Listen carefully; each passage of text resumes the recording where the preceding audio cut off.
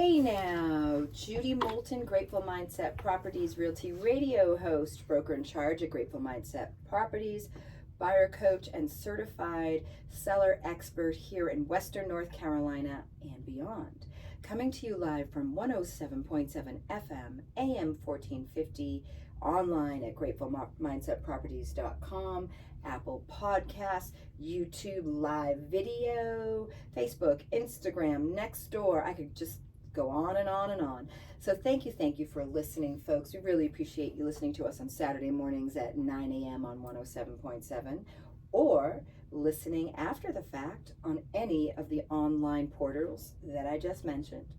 So today I have a special guest. Today I am featuring a in the spotlight guest, a local here from the Asheville metro area, and his name is Waska, also known as Perry Finkelstein. And he, I really hope you'll stick around and listen after I share a tad of real estate, some fun facts, things to share about the local area and more, some upcoming events and so on. But anyways, Mr. Finkelstein, Waska, will be sharing a little bit about a men's support group that he runs. He'll be sharing more about how he came up with that name, or how he's been gifted that name, as well as many more things. He's also a video documentarian. He featured me on his show last week, so hopefully you saw that. If not, you're going to be seeing it listed on our website and more. But anyways, so please be sure to stick around, and I'm so grateful that you listen to us on Saturdays and so on. So let me talk a little bit about real estate. So the interest rates have come down a little bit. It's nice, that we love hearing that interest rates have come down a little bit. We're at 6.8% more or less for the 30-year and about 6.1% for the 15 years. So rates are holding strong in the mid sixes. But, some things to note if you're a buyer, and the typical home buyer down payment last year was about right now actually is about $56,000. The typical home buyer down payment, the 20% down payment, looking at the mid-range price point of about $450,000 is the average across the United States for a purchase of a home. It's up about 24%, so almost at the 0.25% to almost 25% from a year ago. So Freddie Mac has talked about the primary, they did a primary mortgage market survey. It's called a PMMS, interesting, showing the 30-year fixed rate mortgage. The average is about 6.79%. So mortgage rates have moved slightly lower in about a week or so. It's a bit more room in the budget of some prospective home buyers, hopefully. Freddie Mac's chief economist has said we are also seeing encouraging data on existing home sales, which reflects improving inventory. Regardless, rates remain elevated near that 7%, but staying in that mid sixes. So we're hoping that the rates will come down further because, hey, right now we're in April, and as most of you know, especially in Western North Carolina, people buy here year round, but April through mid-October is our busiest time. May picks up more, June picks up more, and so on, July, August, September. The first 2 weeks of October, for those of you that don't know, is the busiest season in real estate, especially here in North Carolina. But the median down payment for the U.S. home buyer at $55,640 is what they averaged in February of this year. According to a new report shared by some technology power experts out there in real estate brokerages, we're at 24.1%, 44,850 a year earlier. So it's interesting to see that things just keep going up, and people don't, they're like, oh, well, prices have come down a little bit. That is true. We have seen some prices come down a little bit and some prices come up a little bit as the rates continue to kind of lead the market. As we know, 17% of our economy in the U.S. relies on realtors, people like myself that support buyers and sellers to really help the market and the economy move. And that's really important to note. Another interesting fun fact, sellers. If you're listening, hopefully you got some sellers out there. I've got about 3 or 4 properties that are going to be coming out between April through June. Some really nice properties. I really can't talk too much about them. I've got a 2-2 that's coming up with year-round mountain views. It's going to be in the mid well, probably late 4s. I've got a beautiful property built in the 90s coming up in Flat Rock that's going to be in the 7s. Some others in the mid 3s, some cottages and so on. So it's going to be really exciting. Definitely want to reach out to me at 828-290-0940 or reach out at gratefulmindsetproperties.com. But sellers, curb appeal, I talk about this a lot. Curb appeal is the first impression your home conveys to prospective buyers. You want to create in that copy. I just reached out to one of my folks that's going to be listing here soon. And I said, you know what, curb appeal, because location, but also when those buyers see the coming soons that I've got coming out there, they're gonna be like, I want to just do a quick drive by. I can't walk the property, but I can drive by and see it from the road. And they're really gonna catch that curb appeal. So the first impression your home conveys to those prospective buyers, you want to create an emotional desire to the home. They want to see the flowers and the beauty from the outside, and they're going to read the copy that we write. And they want to envision themselves enjoying that home, their lifestyle, the status that it represents to them. So putting your best face on that home, that lasting impression to motivate buyers across the threshold is so important. Touch-ups, painting, anything you can do, removing clutter, nothing that says, hey, that any sellers out there, nothing that says you own it. You want to have a blank canvas, neutral tones, no flashy colors, no pictures of your family members. If you want to bring a little bit of color, maybe a nice, appropriately put painting or some flowers inside and outside. I have a staging assistant that can come help. I have some move in, move out folks that help with, helping you pack things up and what you want to move out and move in, anything like that. Just reach out for any reason or no reason. Judy Moulton, your Realty Radio Show host, 828-290-0940. I forgot to mention who's sponsoring our show today. Really funny. Who sponsors the show today? Grateful Mindset Properties. Grateful Mindset Properties, quick facts about us, was founded in 2020. We serve Western North Carolina with a grateful mindset. We are local real estate experts in the area. We serve Hendersonville, North Carolina, anywhere in North Carolina, in the state of North Carolina, but we also have access to South Carolina, Tennessee, Georgia, Virginia. I can look up any property in the world, any of my agents, any of my assistants, any of my folks that work with me, for me, around me, can look up property anywhere in the world. So if you want to reach out for any reason or no reason. Something else that Grateful Mindset supports, me personally, I'm a somatic artist. We have a class coming up here on April 7th. I'm on the board of the Hendersonville Art League, right on Asheville Highway. If you're not familiar with the Art League, you can look up the Art League. Hendersonville Art League is artleaguehvl.org, and you can look up our classes, somatic classes and workshops. Just scroll down, look for somatic art, and there are classes and workshops monthly held there at the Art League, as well as some other things that are there. We also, Grateful Mindset also directly and proudly supports the Homes for Youth. It is a nonprofit here in Hendersonville. We also support, on the board of, Aura Home for Women Vets. Aura Home also serves Asheville, but also has a home that we are trying to build for women vets here in Hendersonville, North Carolina. Again, reach out for any reason or no reason. Another program we support that is a worldwide program. There was a study that was done about giving directly. By giving money directly to a family, to an individual, that seems to show it makes the most impact. So we support Give Directly, which is impact of cash transfers directly to people.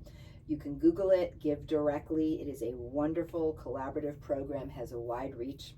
Thank you so much for listening. So some things on the real estate market besides the interest rates, some things that are happening, some coming soon, some new listings. We've got some price increases, price decreases back on the market. Some featured coming soons besides the ones I've mentioned in Flat Rock, Edneyville, Hendersonville, Canton, and so on. There is a wonderful piece of property. It is a brand new 1,200 square foot home It is a 2-2 listed for $450,000 in Arden. A featured property for $750,000 in Mill Spring at 2,256 square feet. Hendersonville, 66, that's a good one, 65,000 in Saddlebrook, built in 1998. And I think I know why I said fix, because in all likelihood, anything between 300,000 to 400,000 usually typically needs some love. It might need some touch up, might need a full remodel, might need a refresh. As a general contractor that I work with and refer to for pre-listing and pre-purchases, he comes as a consultant with me, mentions it is a really good idea to always have a pre-list interview and a pre-purchase interview with me and my specialist. But anyways, he always says, rates right now in terms of building at or about in Henderson County, we're looking at about $300 to $350 per square foot. Asheville, it's probably about $400 to $450. Cashier and Sapphire area, it's about $650 per square foot, just to kind of give you a range of Western North Carolina from one end to the other. So with no further ado, I would like to bring Waska. Yay! Waska is my special guest today. So, Waska, first question that comes to mind is, that is a beautiful name, by the way. What does it mean? Where does it come from? Tell me about that. Well, thanks for asking that. Yeah, it's a spiritual name, as you introduced me. Perry Wayne Finkelstein is my given name, my birth name, and then I actually got Pinchas Zev Ben Nissan, which is my Hebrew name. And then in 2015, I was gifted this spiritual name from a community that I was involved with on Long Island. It's Native American based, so it's the people known as Shishindi, better known as the Apache. So the vision keeper of our community, in their tradition, they dream a name for you. So it's not a name I asked for. I'm fine with Perry. It took about 2.5 years because she has to have the same dream 3 times. So it could be 3 nights in a row, it could be 30 years later, it could be never. So anyway, 2.5 years later, she said, I got your name for you. And there was people in the community. That is really 2.5 years. There was like, Dancing Flower and 2 Feathers. So I figured it would be like, Crouching Eagle Boy or Wolf Man, whatever. So she's like, it's Waska Waboose. And I'm like, what is that? So anyway, what it is Waska is the energy medicine of the people of the South, like the Cordillera people. And this is the short version, because native indigenous people, I told you about being a member of the Taínos. No, I totally get it. So that's what Waska means. Waboose is the way they say buffalo, and buffalo is of the north. So you have the complementary opposites, the yin and the yang, the north and the south, and buffalo is all about abundance and being in service to the people. So Waska Waboose means, with the generosity of spirit of the buffalo's heart, he remembers the healing medicine of humor and laughter as the sacred clown, and shares that lightness of spirit in service to the people. I love it. So, because you're saying that now, I have to share one of my given names by a spiritual guide along my many years. I think I told you I've been practicing yoga meditation since I was 8. I won't give you my age, but many years. We'll just say, some would say my wisdom is in the hundreds, but my my energy in the 20s. So one of the gifted names that was provided for me was Jyoti, which means joyful, strong giver. I like that. So it's kind of interesting. I'm going to call you that from now on. Yeah. Jyoti. And I like to say Jyoti, joyful. Jyoti, joyful. And then we've got Yehudit and all the other names, right? Yeah. That were given from birth and on. That's really interesting, though. I like that they have to dream it 2.5 years, and then it fits you. Three times, yeah. So I resonate with it. So well. I feel like it's my higher vibrational self. So I mean, Perry's fine. But moving here from New York, in my TV career and all, everybody knows me as Perry. My family knows me as Perry. This is a very big community, spiritual community. So probably more than half the people in my life that were really close to me call me Waska. So when I moved here, I'm just going with Waska. Okay. So anyway, so I go by Waska. So Waska. That's an easier name for me to say, obviously, than Finkelstein. Finkelstein. Yeah. I love it. So what brought you to Asheville? We'll start there, and then kind of, I know there's going to be lots of tie-ins to that and sort of what you've done since you've been here, but sort of what brought you to this area? Most of my life... You're not from here, right? I'm not from here. People know, they say I have an accent, which I don't have beep that accent, Yeah. but from New York. So I was born in Brooklyn, lived in Queens and Long Island most of my life. So my youngest son was basically last year at college. He wasn't coming back home. The other two were already out. A 9-year relationship had ended about a year or so before that. I was schlepping back and forth into Manhattan, just working like for ESPN. All good stuff, but I was kind of burnt. Yeah. I actually started dating a woman that was down in South Carolina, so I was visiting. Wait, so ESPN, that's sports, right? Yes, ESPN. I couldn't tell you what it stands for, but yes. No, but that's where that high energy comes from. That makes a lot of sense because I know sportscasters, like, they are radio or any kind of media, right? They're like real fast, right? They It talk moves really quickly. Yeah, usually. moves quickly. So yeah. Sorry, I yeah. just had to that's digress on all that good. one. That's all good, and it was great. It was a blessing. It was wonderful. The work was good and all. I've had a very illustrious career in TV production, and I'm grateful for that. Getting that grateful mindset. No, I know. I love it. But anyway, so I met this woman. It's not the reason I moved down south, but we went to Greenville one day, and I'm like, I love this place. And long story short, I just decided I'm moving. So I moved off Long Island, packed up my stuff, and moved down to Greenville, South Carolina.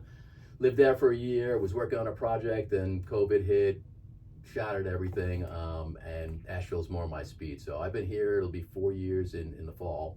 And I just bought a place too, which I'm very excited about. Real estate in Asheville. Congratulations! Thank you. In Oh, November. wait, you didn't hire me. No, just kidding. It was I actually found it on my own, and I was working with a realtor. Otherwise, You're I would fine, have you're totally fine. called you. Yeah. I'm teasing you.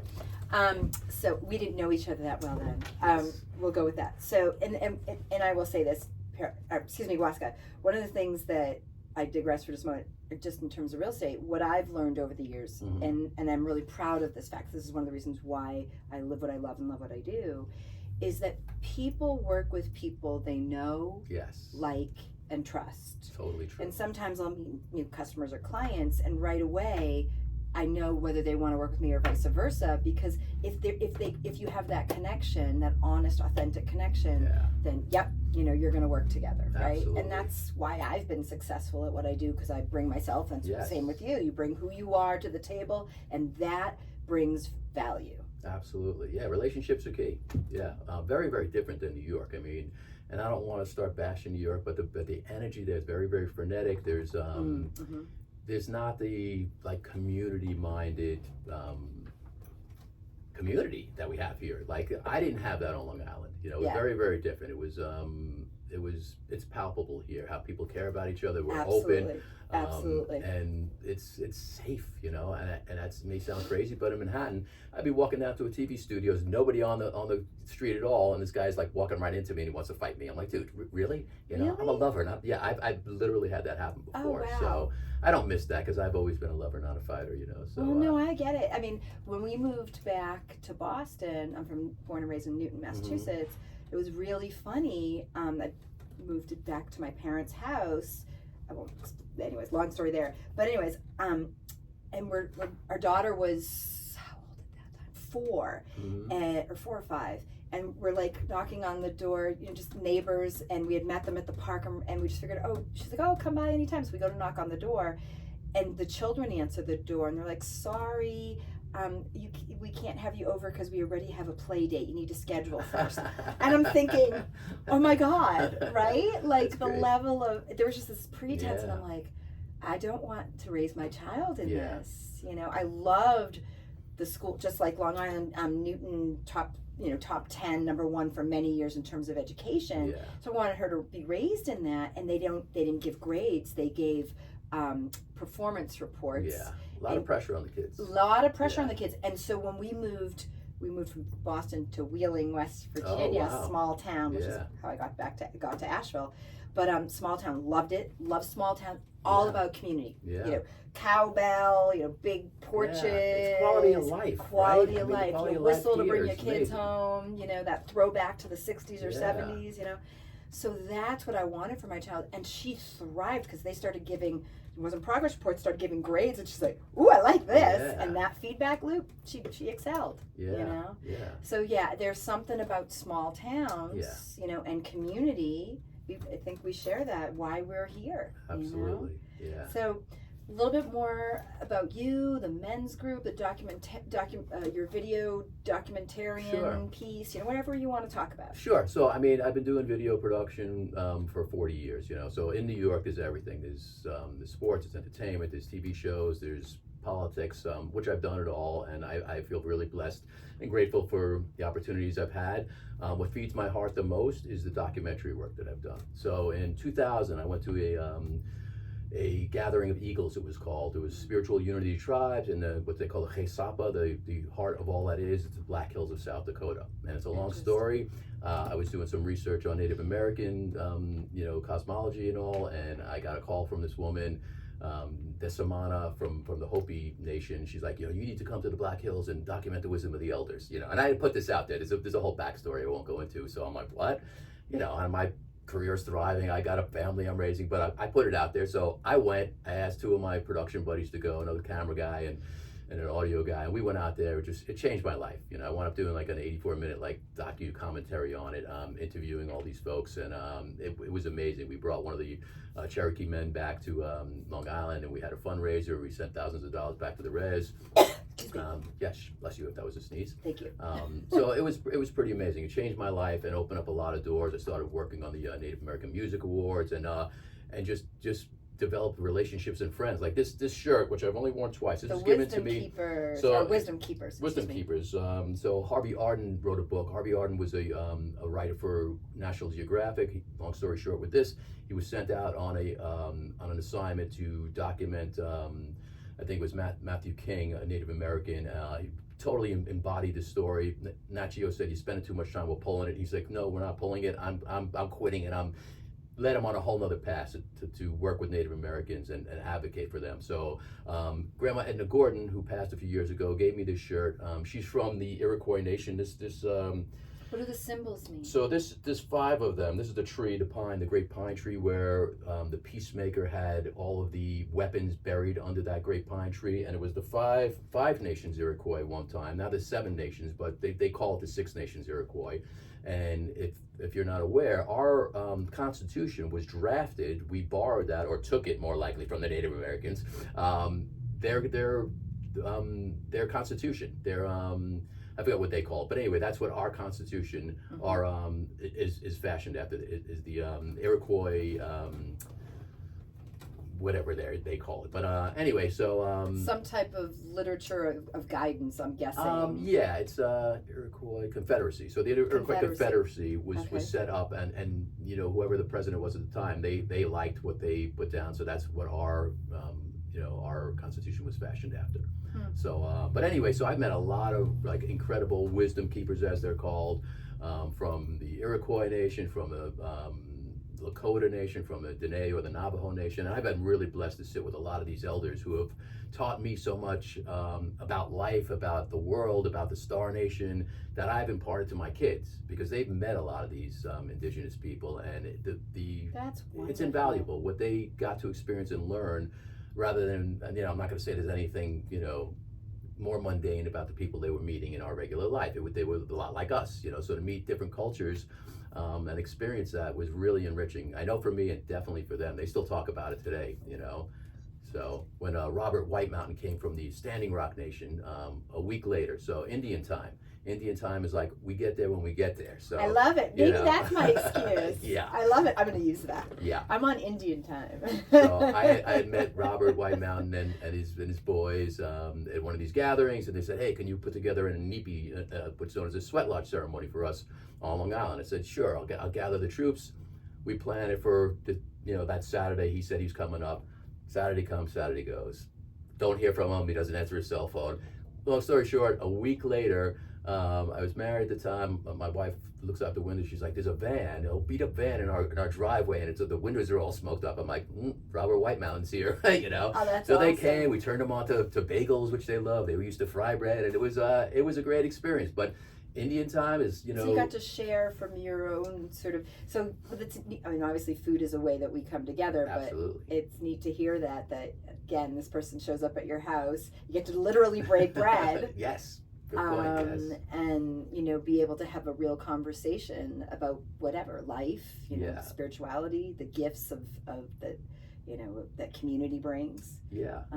So yeah, that's well, really it's like for me, it was like for my kids, it's like how come I don't remember the daughter's name or the girl, one of the son's girlfriends. Anyway, she's been in the shower for like an hour and a half. I'm like, she hadn't had a shower in probably 2 weeks or whatever. And like so they got to learn about their culture and how they lived, and there was no like, oh, poor them. This is the way they live. They go from place to place. They spread their wisdom. They ask for assistance or whatever they were doing. They were selling jewelry and all. And I'm like, you boys truly living off the land. Living off the land. I'm like, you boys, would benefit from realizing how blessed you are, how much you have, and seeing how other cultures live, not just them, that they don't have as much as we do, and how grateful that we really need to be. So my kids really benefited from meeting a lot of indigenous people over the years. Yeah. And that's what I love listening to that, because whenever my daughter's getting her PhD in cultural anthropology, and thank you, and my best gift, but my child,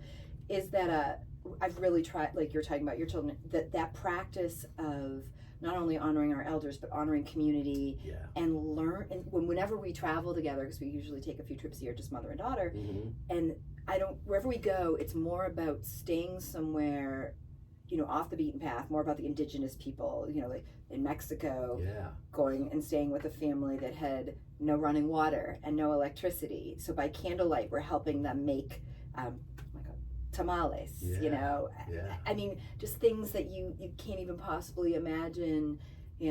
She's been many places even beyond, but going to Israel, same thing, staying in a family's home and really learning about their culture, and because newspapers can't possibly, the news media can't possibly, can't possibly capture the authenticity and the value and the gratitude of meeting with elders and family members in the community. So that's wonderful. I loved hearing that. It's really, like I said, it's really enriched my life and my kids' life, which is more important to me. And then kind of come a full circle. So that community on Long Island I was part of, it was actually a women's mystery school that I was invited into. The women had prayed for men to come, and another long story, but I was invited in. So of course I wasn't privy to everything, but it was me and a few other men, practiced like first level moon ceremony, and learned a lot about the sacred feminine, which everybody needs to know. It applies to all genders, but I'll say hetero men who are with women would really benefit. We all have sacred feminine and divine masculine within us, whether you're a man, a woman, whatever you identify as. So it really helped me in my relationships, and again with my kids. So that was many years I was part of that community, and then I was looking to get back into doing the work of the divine masculine, and through a channeled message, on the Long Island Railroad, I hear this voice, white somehow fella, we're this getting native, to the men's group. I started this group called the Way of the Illuminated Warrior in 2011. At the time, there was no COVID, so we got together. It was a 9-month program that we would spend a lot of time on the land, because a lot of indigenous teachings and a lot of like earth medicine and grounding ways come from Gaia, come from Earth. So we'd spend a lot of time on the earth. So I imparted a lot of the things that these indigenous wisdom keepers shared with me, and other things, qigong, tai chi, yoga, and things like that. And anyway, so we're still doing it today. We have a monthly men's circle that we do. It's online, and I do some private counseling for men, and men's work is really, really important as a woman. Rewarding. I'm sure you know as well. And you do men's work with your man, I know, and I say that like in a serious way. You really do. I mean, men need women to offer us what we need to know, balance, and vice versa. So, but yeah, no, definitely, and whatever it is, group relationships of any kind, we come together for a reason, to help share our wisdom in any way that we can. So what would you like to impart with our listeners today? What would be in 2 sentences or less, what would you like to let them know, whether how to reach you, men's group, what's the most important thing you want to share? I appreciate that. Well, you could reach me at Waska, illuminatedwarrior.com, or illuminatedwarrior.com, or provideoprods, prods.com. Or look up Waska. There's not a lot of Waskas out there. If someone Googles Waska in Asheville, you probably come up on Facebook. Yeah. Anyway, really at this point in my life, I just really feel like I need to be of service, and if I could reciprocate, because you need to, mend that sacred hoop, as they call it. So reciprocity is really important. But my life is about being in service and growing. I've done a lot of work, but I still have growing to do. So. And that's why I had you on the show today, Waska. My show, this gift that I get to share, which I love, and I'm very grateful to be able to do this, is to be able to share with listeners, anyone watching or listening to us, is that, hey, this is a wonderful place to live. It's a wonderful place to visit. We've got wonderful people, amazing people who live here and, like myself, give of themselves in some type of act of service. So thank you, folks, for listening. Judy Moulton, Grateful Mindset Properties Realty Radio host, 107.7 FM, gratefulmindsetproperties.com. Thank you. Thank you, Waska, for being here. Thank you.